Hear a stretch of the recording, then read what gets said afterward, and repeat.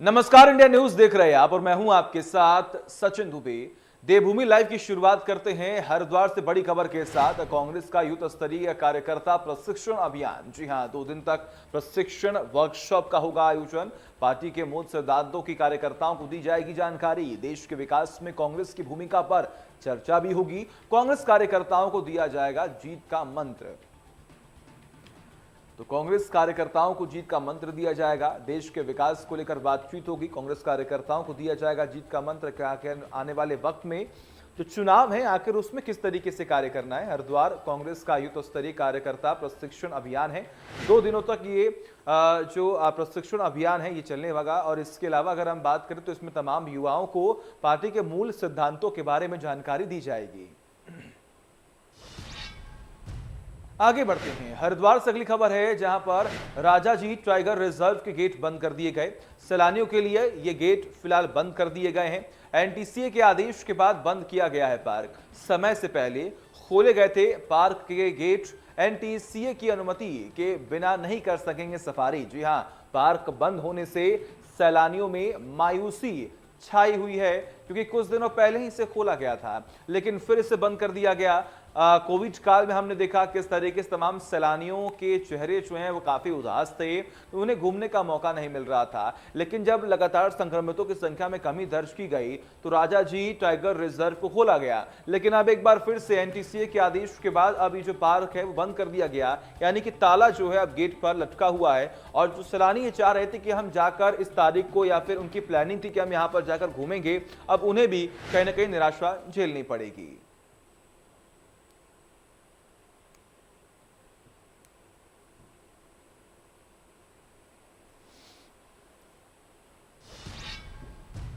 टिहरी बांध परिक्षेत्र में मॉक ड्रिल का आयोजन किया गया। ग्लेशियर टूटने पर आने वाली आपदा की मॉक ड्रिल की गई। मॉक ड्रिल से परखी बाढ़ से बचाव की तैयारियां। जिला प्रशासन, एनडीआरएफ की टीम ने किया है मॉक ड्रिल। ग्लेशियर टूटने से होने वाली समस्या की तैयारियों को परखा गया है और उन्हें यह भी सिखाया गया है या फिर करें कि ट्रेन किया गया है कि अगर ऐसी स्थिति उत्पन्न होती है, अगर ऐसी स्थितियों का सामना करना पड़ता है टीम को, तो आखिर वो किस तरीके से अपना भी बचाव कर सके और आम जनता को भी सुरक्षित जगहों पर पहुंचा जा सके।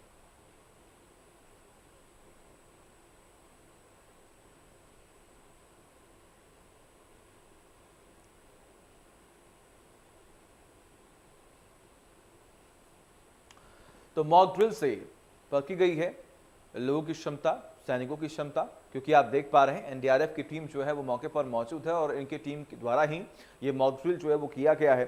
ज़रूरी यह है कि एक ऐसा क्षेत्र है उत्तराखंड जहां पर लगातार जो ये आपदा है वो आती रहती हैं और इसी की वजह से कई लोगों की जान भी जाती है। ऐसे में विशेष तौर पर अगर हम बात करें तो टीम मैनेजमेंट आखिर किस तरीके से करना है।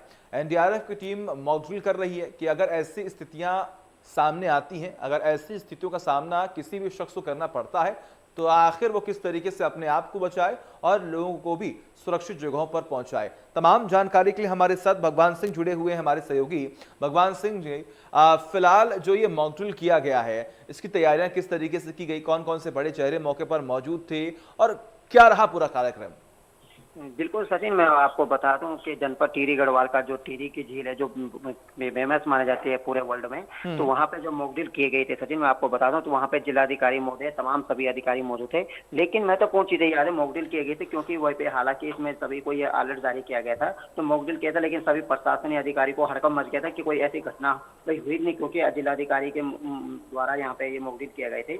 इस पे टिहरी एचडीएफसी के उसमें यहाँ पे जब ये मॉक ड्रिल की टिहरी बांध तक किया गई थी, उसके बाद यहाँ पे सुबह 10 बजे के आपत्तिजनक परीक्षा एक मैंने कॉल कई सूचना दी गई थी कि सभी को कि यात्री यहाँ पे 30 यात्री फंसे पड़े हैं। जिसके बाद वहाँ पे मॉक ड्रिल के द्वारा वहाँ पे पूरा उनका जैसे रेस्क्यू होता है उसी तरह वहाँ पे 7 को लिया गया है। वही जिला परिषद बात करें, जिला आपके परिषद के आपदा केंद्र में सभी जगह घटनाओं पर नियंत्रित किया गया था, लेकिन वही टिहरी के जो जिलाधिकारी द्वारा तमाम सभी अधिकारियों द्वारा यहाँ पे अधिकारियों को सभी टिहरी जनपदों को निश्चित कर दिया, सभी अलर्ट जारी किया गया है। लेकिन एक इसे मॉक ड्रिल से ये माना जाता है कि अधिकारी की वक्त मतलब कि ट्रेनिंग उस पर है कि नहीं है पाए। वही मैं बता दूं, पर्यटन अधिकारी यहाँ पे जो बता दूं आपको, अधिकारी तमाम सभी अधिकारी मौजूद थे और सिंचाई विभाग के खंड के सचिव तमाम देवेंद्र सिंह, तमाम चौहान, वन विभाग के तमाम सभी अधिकारी मौजूद थे। कहीं न कहीं से एक चीज ये सीखने को मिली है कि टिहरी में जब एक तरफ से अधिकारी भी, उप जिलाधिकारी जितने भी जहाँ के भी थे सभी को मोटिवेट किया गया था। तो एक चीज यहाँ पे सचिन मैं आपको बता दूं, मकदिर से ये लगातार क्षेत्र में जैसे आपदा कंट्रोल रूम से कई चीजें आती रहती है, उससे लोगों को एक सतर्क रहने की चेतावनी दी जाती है। ठीक है, बिल्कुल। बहुत बहुत शुक्रिया भगवान सिंह जी, आपका तमाम जानकारी के लिए। लगातार नजर आप बनाए रखिए, तमाम अपडेट्स हम आपसे लेते रहेंगे। और आगे बढ़ते हैं, एक बड़ी खबर का रुख कर लेते हैं। हल्द्वानी दौरे पर हैं आरएसएस चीफ मोहन भागवत। मोहन भागवत के दौरे का दूसरा दिन है आज। संघ कार्य की गति और विस्तार पर लेकर चर्चा होगी। धर्म जागरण, ग्राम विकास, गौ संवर्धन पर भी चर्चा होगी। सामाजिक समरसता और परिवार प्रबोधन पर भी चर्चा होगी। तो मोहन भागवत जो हैं वो दौरे पर हैं, दूसरा दिन है ये। और ऐसे में अगर हम बात करें तो आखिर संघ के लोग किस तरीके से कार्य कर रहे हैं, इस पर मंथन होगा, इस पर चर्चा होगी। और आने वाले वक्त में किस तरीके से कार्य करना है, क्या रणनीति अपनानी है, क्या बदलाव करने हैं, इस पर भी मंथन संभव है। हल्द्वानी दौरे पर हैं आरएसएस चीफ मोहन भागवत। इसके अलावा अगर आपको जानकारी दें तो मोहन भागवत के दौरे का आज दूसरा दिन है।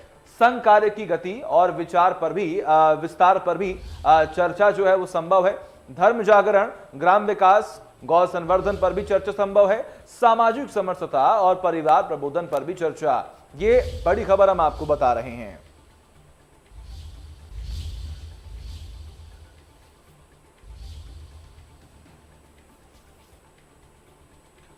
तो हल्द्वानी दौरे पर आरएसएस प्रमुख मोहन भागवत हैं। मोहन भागवत के दौरे का दूसरा दिन है। ये दौरा बेहद महत्वपूर्ण माना जा रहा है, क्योंकि अगर हम बात करें तो लगातार तमाम तैयारियों के साथ चीफ जो है वो पहुंचे हुए हैं। और कहीं ना कहीं जो कार्यशैली है, जो बदलाव हैं, उन पर विस्तार से बातचीत करने के लिए इस वक्त जो है वो संघ प्रमुख मोहन भागवत पहुंचे हैं। धर्म जागरण, ग्राम विकास, इसके अलावा गौ संवर्धन, ऐसे तमाम मुद्दे हैं जिस पर बातचीत संभव है। यानी कि आज इन तमाम मुद्दों पर बातचीत होगी। और इसके अलावा आने वाले वक्त में किस तरीके से अपने कार्यशैली बदलाव करना है या नहीं, इस पर भी मंथन होगा। आगे बढ़ते हैं, बात करते हैं चुनावों की। आगामी विधानसभा चुनावों के मद्देनजर सैनिक को अपने पक्ष में करने के लिए कांग्रेस एक बड़ा अभियान शुरू करने जा रही है। अभियान के जरिए कांग्रेस कार्यकर्ता पूर्व प्रधानमंत्री इंदिरा गांधी की फोटो और माला लेकर पूर्व सैनिकों, शहीद सैनिकों के परिजनों, सैनिकों और राज्य आंदोलनकारियों से मुलाकात कर उनका सम्मान करेगी। हालांकि आगामी विधानसभा चुनाव के मद्देनजर सैनिकों को अपने पक्ष में करने के लिए कांग्रेस की यह पहल काफी अहम मानी जा रही है। वहीं पूर्व मुख्यमंत्री हरीश रावत जहां इस अभियान को लेकर जोरों शोरों से शुरू करने का दावा कर रही हैं, तो वहीं बीजेपी ने अभियान को लेकर कटाक्ष भी किया है। बीजेपी के प्रदेश उपाध्यक्ष देवेंद्र भसीन का यह कहना है कि कांग्रेस सैनिकों और आंदोलनकारियों को अपने पक्ष में करने के लिए कुछ भी कर ले, लेकिन उससे कांग्रेस को कुछ भी हासिल नहीं होने वाला है।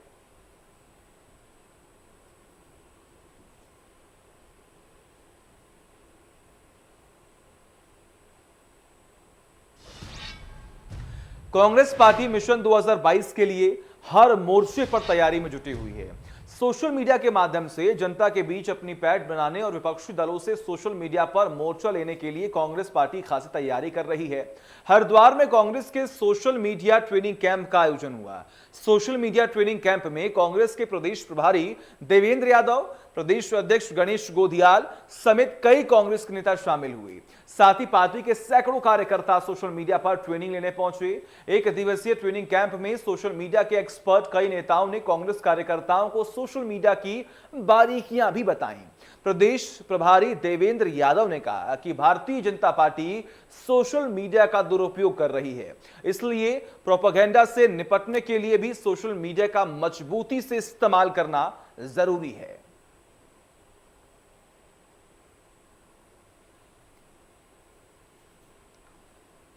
तो मिशन 2022, जी हां, मिशन 2022 को लेकर हर एक पार्टी जनता को रिझाने और वोट की राजनीति करने में जुटी हुई है। मिशन 2022 की तैयारी में सभी दल हैं। ऐसे में लगातार अपने अपने पत्ते फेंके जा रहे हैं, दावपेच खेले जा रहे हैं। और इस उठापटक में अगर हम बात करें तो लगातार तमाम बयानबाजियां भी अब चरम पर हैं। कभी लगातार कांग्रेस बीजेपी पर आरोप लगाती है तो कभी बीजेपी कांग्रेस और आम आदमी पार्टी को घेरे में लेती है। तमाम जानकारी के लिए हमारे साथ हमारे सहयोगी धर्मेंद्र जुड़े हुए हैं। धर्मेंद्र, मिशन 2022 को लेकर तमाम तैयारियां हो रही हैं, लेकिन ऐसे में अगर हम बात करें तो कांग्रेस भी अपनी रणनीति अपना रही है, बीजेपी लगातार अपनी जिद में लगी हुई है, तो वही दूसरी ओर आम आदमी पार्टी भी अब दखलंदाजी कर रही है। क्या लगता है क्या होने वाला है? हाँ बिल्कुल, देखिए अब 2022 के चुनाव आने वाले हैं, जिसको लेकर सभी पार्टी, चाहे सत्ता दल बीजेपी हो या विपक्षी पार्टी कांग्रेस, और अब तीसरा दल भी है आप पार्टी, उसने भी बड़े दमखम के साथ उत्तराखंड में एंट्री की है। अपना जो मुख्यमंत्री का प्रत्याशी है उसकी भी घोषणा उन्होंने कर दी है। तो तीनों ही पार्टी मैदान में उतर चुकी हैं और आज इसी कड़ी में हरिद्वार में कांग्रेस पार्टी ने 2 दिवसीय कार्यकर्ता प्रशिक्षण शिविर शुरू किया है, जिसमें जो प्रभारी हैं कांग्रेस के प्रदेश प्रभारी देवेंद्र यादव वो भी पहुंचे हुए थे, और जो प्रदेश अध्यक्ष हैं गणेश गोदियाल सहित कई पदाधिकारी यहाँ पर पहुंचे हुए हैं। 2 दिवसीय आज से शुरू हुआ है और सोशल मीडिया के माध्यम से किस तरह से जनता से जुड़ा जाए, अपनी बात को जनता के बीच में रखा जाए और जो सरकार की विफलताएं हैं उसे लोगों के सामने रखा जाए, तो इसी बात को लेकर ये प्रशिक्षण दिया जा रहा है। आज इसकी शुरुआत हुई है, 2 दिन ये चलेगा और जिसमें बूथ स्तर के जितने भी कार्यकर्ता हैं उन सबको इसमें सम्मिलित किया गया है, और जो वरिष्ठ पदाधिकारी हैं वो अपने जो अनुभव है वो कार्यकर्ताओं को बता रहे हैं, जिससे वो यहाँ से प्रशिक्षण लेंगे और फिर जनता के बीच में जाएंगे, कांग्रेस को मजबूत करने का काम करेंगे। हाँ बिल्कुल, ऐसे में अगर हम बात करें तो देखिए यहाँ पर लगातार अलग अलग कार्यक्रमों का आयोजन किया जा रहा है। कहीं न कहीं कांग्रेस भी लगातार मजबूती के साथ उतरने की पूरी कोशिश कर रही है, लेकिन वर्तमान में जो कांग्रेस की परिस्थितियां हैं उसमें कहीं ना कहीं ये साफ तौर समझ में आ पा रहा है कि कहीं ना कहीं कांग्रेस के सामने खास तौर पर एक बड़ी चुनौती जो है वो सामने आएगी। बिल्कुल, देखिए बड़ी चुनौती तो है ही है कांग्रेस के सामने, चूंकि कई जो अभी एक विधायक थे वो भी छोड़ के बीजेपी में शामिल हुए हैं और अन्य जो यहाँ पर निर्दलीय विधायक थे वो भी बीजेपी में शामिल हुए हैं। तो बीजेपी कुल 70 सीट हैं उत्तराखंड में विधानसभा की, जिसमें अब बीजेपी अकेली 60 सीट इस समय उनके पास हैं। तो अब 10 सीट कांग्रेस पे है, तो उसके सहारे अब पूरी 35 सीटों पे जीत हासिल करना और 2022 की जंग को जीतना एक बड़ी चुनौती है। लेकिन बहुत बहुत शुक्रिया आपका तमाम जानकारी के लिए धर्मेंद्र। लगातार आप नजर बनाए रखिए, तमाम अपडेट्स हम आपसे लेते रहेंगे। आगे बढ़ते हैं। वरिष्ठ नेता मदन सिंह महर ने आम आदमी पार्टी की सदस्यता ग्रहण कर ली है। काशीपुर में आयोजित एक कार्यक्रम के दौरान उन्हें आप के उत्तराखंड प्रभारी दिनेश मोहनिया ने पार्टी की सदस्यता दिलाई है। इसके साथ ही लगभग ये तय हो गया कि 2022 विधानसभा चुनाव में मदन महर चंपावत सीट से आम आदमी पार्टी के प्रत्याशी होंगे। बता दें कि चंपावत से 2012 का चुनाव निर्दलीय रूप से लड़कर दूसरे स्थान पर रहे थे मदन सिंह महर। वह इस दौरान चंपावत के ही बीएसपी के जिला अध्यक्ष दिनेश चंद्र उप्रेती और संजय गजकोटी को भी आम आदमी पार्टी में शामिल किया गया।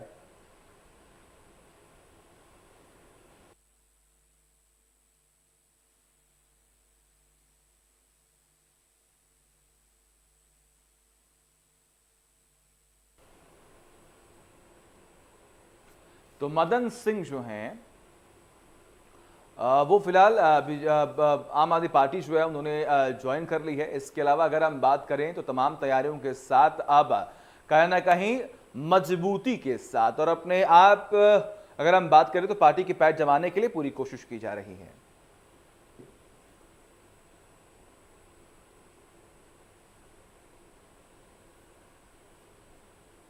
– 2012 का चुनाव ये लड़े थे और भाजपा को पीछे छोड़ते हुए इन्होंने सेकंड स्थान अर्जित किया था और 27% वोट इनको उस टाइम मिला था, जो कि एक निर्दलीय प्रत्याशी के रूप में इन्होंने अर्जित किया था। आज हम इनका आम आदमी पार्टी में स्वागत कर रहे हैं और साथ ही साथ हम ये चाहेंगे कि ये आगे चल के आम आदमी पार्टी के परिवार का हिस्सा बन के आम आदमी पार्टी की नीतियों को, आम आदमी पार्टी के कार्यक्रमों को चंपावत में और आगे बढ़ाएं और उस कड़ी का एक हिस्सा बने जिसमें हम 2022 के चुनावों में सारी की सारी सीटों पे जो हम तैयारी कर रहे हैं उस चुनाव की तैयारियों को लेकर आज मुझे लगता है कि महत्वपूर्ण कदम हम उठाने जा रहे हैं। और वह जिला चिकित्सालय पौड़ी में ऑक्सीजन जनरेशन प्लांट बनकर तैयार हो जाएगा। जिसका जिलाधिकारी पौड़ी ने रिबन काटकर शुभारंभ भी कर दिया। जिलाधिकारी पौड़ी डॉक्टर विजय कुमार जोगदंडे ने कहा कि कोरोना काल में मरीजों को ऑक्सीजन की बहुत अधिक आवश्यकता पड़ रही है, जिसको देखते हुए भारत सरकार की ओर से जिला चिकित्सालय पौड़ी में भी ऑक्सीजन जनरेशन प्लांट लगाने के निर्देश जो है वो जारी किए गए थे। जिला अस्पताल में लगभग 1000 लीटर प्रति मिनट क्षमता का ऑक्सीजन जनरेशन प्लांट तैयार हो चुका है, जिसका उन्होंने शुभारंभ किया। जनपद पौड़ी गढ़वाल में जो महत्वपूर्ण अस्पताल है, जिला अस्पताल पौड़ी, यहाँ पर पीएम केयर फंड के माध्यम से DRDO के डिजाइन के अंतर्गत और टाटा के CSR फंड के माध्यम से 1000 लीटर कैपेसिटी का प्लांट स्थापित किया गया है, जिसका लोकार्पण आज माननीय प्रधानमंत्री जी के हाथों से वर्चुअल मोड पर किया गया है। पूरे जनपद में ऐसे विभिन्न प्लांट का आज लोकार्पण किया जा रहा है, जिसमें प्रमुखता से सामुदायिक स्वास्थ्य केंद्र थली से, सामुदायिक स्वास्थ्य केंद्र चैलू से, यहाँ पर 300 लीटर कैपेसिटी और 250 लीटर के प्लांट लगाए गए, उनका लोकार्पण आज किया जा रहा है। साथ में पेश अस्पताल कोटद्वार, यहाँ पर भी एक प्लांट स्थापित किया गया, जिसका लोकार्पण आज इसी कार्यक्रम के माध्यम से किया जा रहा है।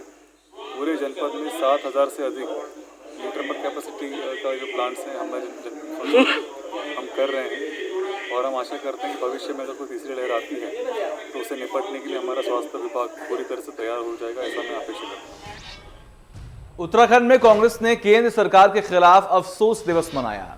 देहरादून के गांधी पार्क में कांग्रेस कार्यकर्ताओं ने महात्मा गांधी की प्रतिमा के नीचे बैठकर मौन उपवास रखकर केंद्र सरकार के खिलाफ अपना विरोध भी जताया। इसी बीच मौन उपवास में शामिल हुए पूर्व सीएम हरीश रावत ने कहा कि मौन व्रत महात्मा गांधी को समर्पित और सत्ताधारियों की सद्बुद्धि के लिए रखा गया है। मौन उपवास के बाद कार्यकर्ताओं ने भजन कीर्तन भी किए गए। उन्होंने कहा कि यह उन किसानों को समर्पित है जो दिल्ली में 10 महीने संघर्ष कर रहे हैं और उनकी खेती और परिवार खतरे की जद में हैं। हरीश रावत ने कहा कि मोदी का दौरा राजनीतिक हो सकता है, लेकिन उनका दौरा निराशाजनक रहा है।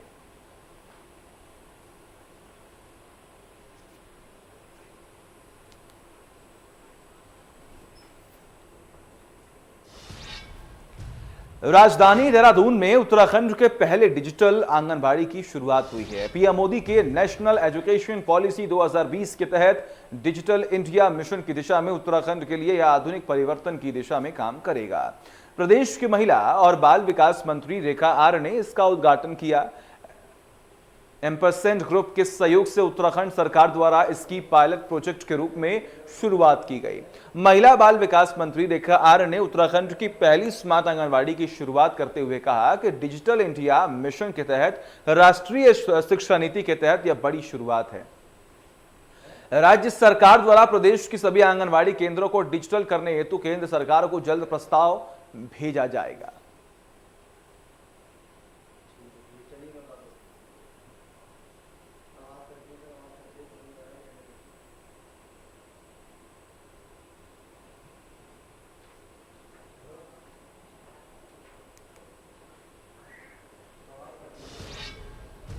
हरिद्वार से सटे हरिपुर कला क्षेत्र में संदिग्ध परिस्थितियों में दर्जनों ग्रामीण फूड पॉइजनिंग के शिकार हो गए।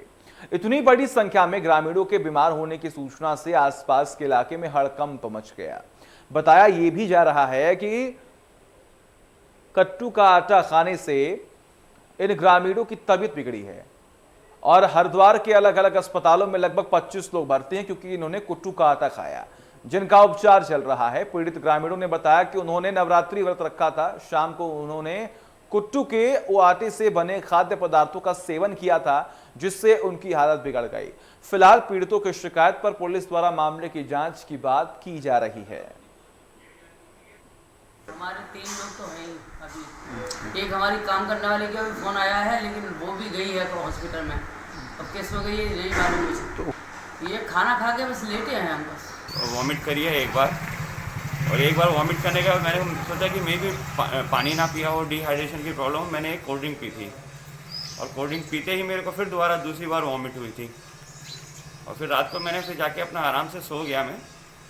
फिर जब मैं उठा हूँ तो तीसरी बार फिर मुझे वॉमिट हुई है।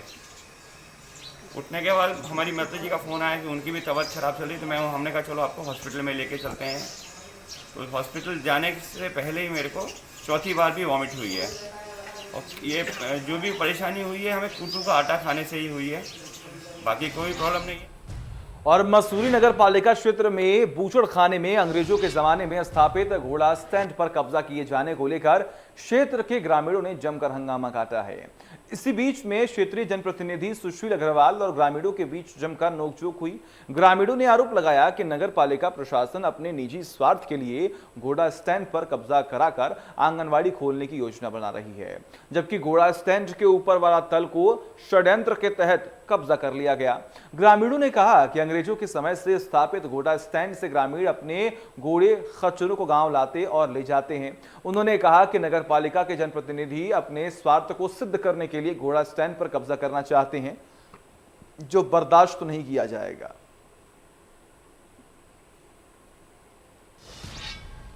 और इसी के साथ देवभूमि लाइव में बस इतना ही। देखते रहिए इंडिया न्यूज। नमस्कार।